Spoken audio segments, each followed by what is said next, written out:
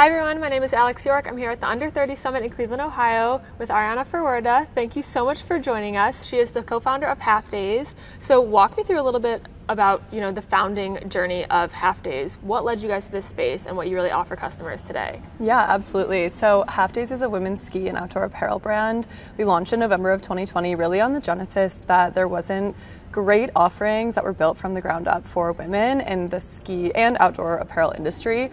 Personally, I grew up in Michigan. I moved to Colorado after my master's program and was just initially frustrated by the lack of women's ski wear. I was shopping. I remember moving to Colorado, shopping with my mom and being like, everything is just boxy and oversized and kind of ill-fitting. And a lot of the brands really were kind of built by men and traditionally designed for men, and something that we learned along the way was the shrink it and pink it method. So they're basically taking men's clothing, shrinking them down, dyeing them pink or purple, and selling it to women. And so that was my personal frustration. Through that process, I met my co-founder, Kylie McKinnon, who's a former Olympic skier.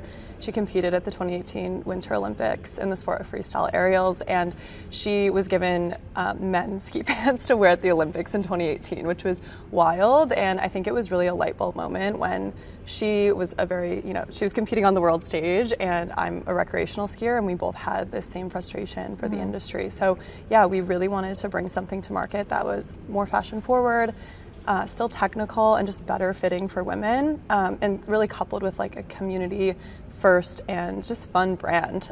So yeah, that's a little bit about Halfdays. That's super cool. What led you and your co-founder to each other? I think that's such a specific relationship to be able to turn, whether it's a friendship or just a colleague, into a co-founder. So what led to that? How did you guys determine that you guys were going to be the right fit for each other? Totally. It happened very quickly, it's kind of a funny story, but I actually met her brothers in Denver, was friends with them, and she visited a couple weeks later after I initially met, and they introduced us, and they were like, you both kind of have this frustration, talk about it. And we just became fast friends, honestly. Within the first couple of months, we became close friends and decided to start Halfdays probably 4 months after meeting each other. So it was almost the genesis of our friendship was kind of built around the business in a way. So yeah, it's definitely one of those things that when you feel like something is right, it just is correct, and you have to act on it, and it just felt very serendipitous, the whole thing. So yeah, we decided very quickly to start Halfdays. Totally, that's super cool. Being a product-based business, so there's so much that goes into that, from determining the materials to for you guys design, and also the technical aspects to ensure that these things are performance materials and performance pieces, since it is going to be outdoors, it's athletic, all those sorts of things. What were some of the initial steps that you guys had to take to ensure that you guys were really checking off all those boxes that you were frustrated had not been checked off before? Yeah, totally. So I think that one of the biggest things was the fit. We really decided to build the product from the ground up for a woman's body, and that was just something that we weren't finding ourselves when we were shopping for ski wear. So we were what are the pieces of clothing that we really enjoy? And it was activewear and denim and things like that really have been perfected on the fit side of things. So we took that and we're really started working with designers and said, let's figure out how to build this really from the ground up for women. So fit was one of the biggest things.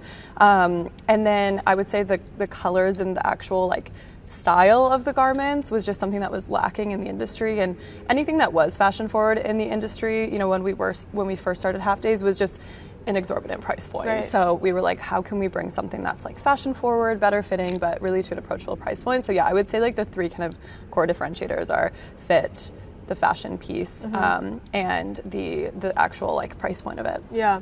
Walk me through the process of having this idea, determining the kind of, you were just mentioning, the metrics that you really wanted to ensure you guys hit, and then turning that into a brand that would launch to the public. Was there a pre-launch? Did you have a beta round? How often were you guys feeling different materials or working on those sorts of things? What was that process from the idea to first launch?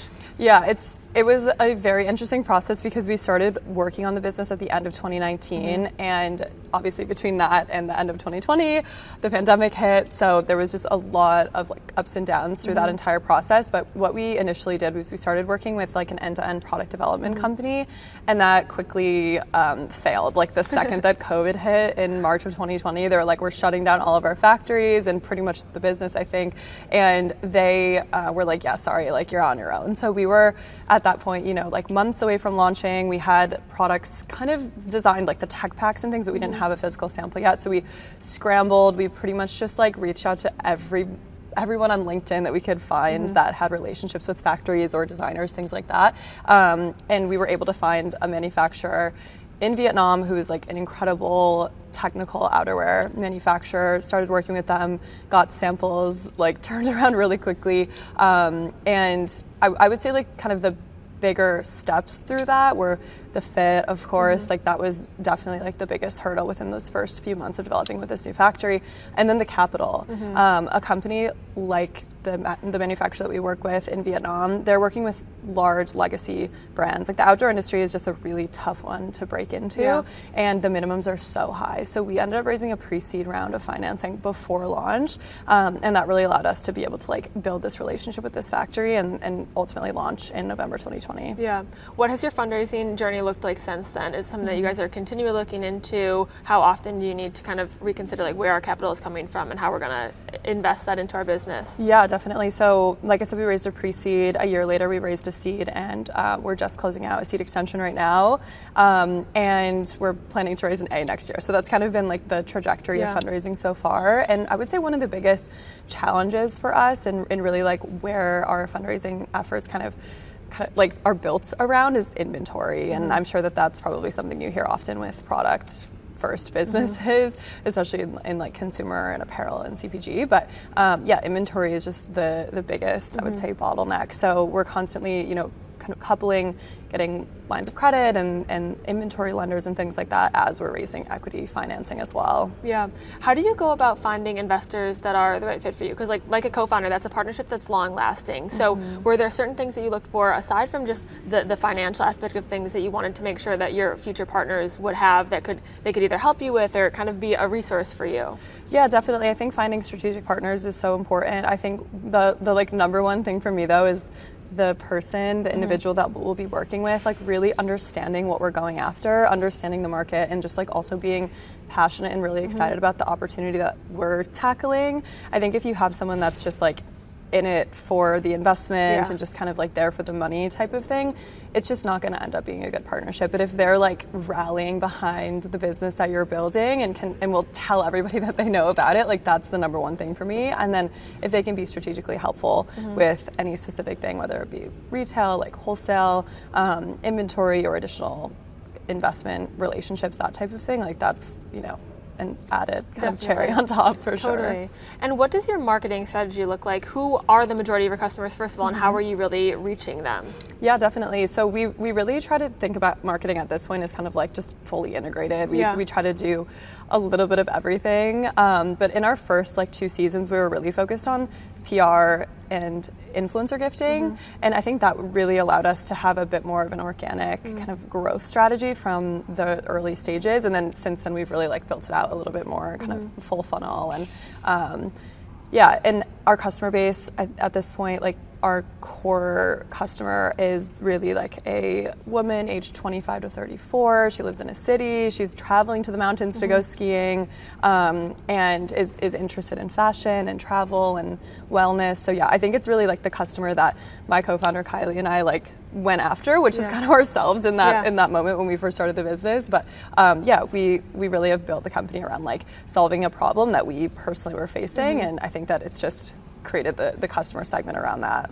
What has the growth looked like in terms of number of customers, revenue, and sales? Like, have there been any major fluctuations? Or, I'm sure it's also pretty seasonal too, but maybe it's not in places like, different parts of the country where people might just use these products more frequently. But what has that growth looked like in terms of like, the number of customers, the money that you're bringing in from them? Yeah, totally. So the first 2 seasons were like really, really instrumental for us. I would say the first season when we launched, like during COVID, we were like, are the mountains going to be open this winter? It was really an interesting time. They ended up being open that season, and I think they were kind of just like having a lot of regulations around social distancing and things like that, but it still was a great ski season. The following winter season, I think because at that point, like 2021 or so, everyone was like, all right, we can maybe go skiing this year, and we're like a little bit more into it.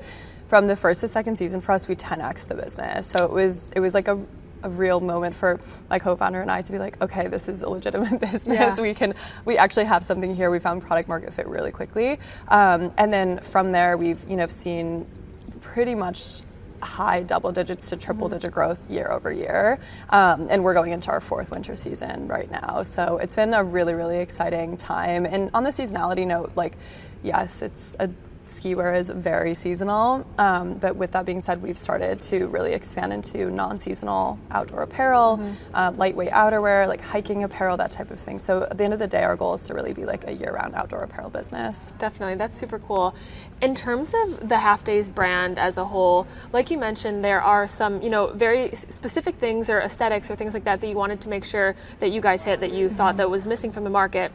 How do you go about ensuring that what you guys are building has a cohesive brand from social to the products to the consumers to you guys? Like, what does that look like to really ensure that you have a cohesive brand that you're sharing with the world? Yeah, absolutely. It's cohesiveness is really hard, first of all. Having something that you're stemming everything from and ensuring that everything you're putting out into the world is very similar across the board. It's difficult, but I would say the way that we've been able to do it is just being hyper focused on our core mission, which is bringing more women to the mountains. And then, we are always focused on our 3 brand pillars, which are women first, expertise, and fun. And as long as everything that we're putting out, whether it be imagery, campaign photography, the creators and influencers we're working with, the retailers that we're entering, really stem from those 3 brand pillars. That's kind of how we think about ensuring that the brand is really cohesive across the board. Awesome. My last question for you is, what's next for you guys and the brand? Yeah, that's a great question. Definitely wholesale expansion. We have a lot of exciting wholesale partners we're launching with this winter season, and several exciting ones for next winter season that we're already kind of in the works on. And then just continued expansion outside of ski. Cool. Well, thank you so much for chatting today. I'm so excited that we got to get into this a little bit more. Same. So thanks so much. Thank you.